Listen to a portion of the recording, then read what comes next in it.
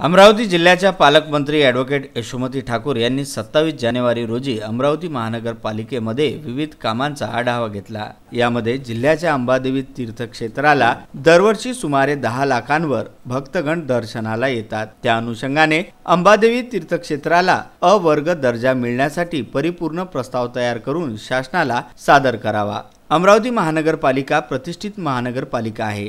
या संस्थेला वैभव मिळवून देण्याकरिता महानगरपालिकेची नवीन इमारत उभारण्यासाठी शासन स्तरावर मंत्रिमंडळ बैठकीत प्रस्ताव मांडणार असल्याचेही ठाकूर यांनी सांगितले। शहराच्या सर्वांगीण विकासासाठी प्रत्येक प्रभागाला समान निधी वितरण धोरण राबवून सर्वांच्या स्वप्नातील अमरावतीचा विकास घडवून आणणार असल्याचे त्यांनी यावेळी सांगितले।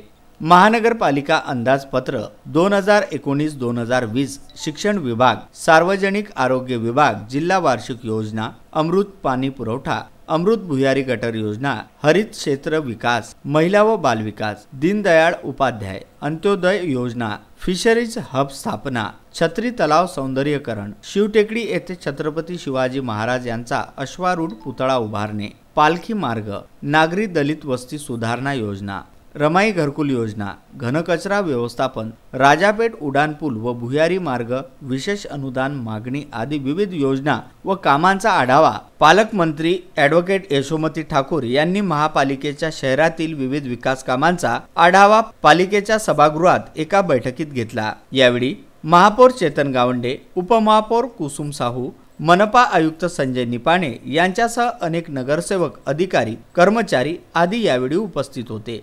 Bureau report, Vidarbha news.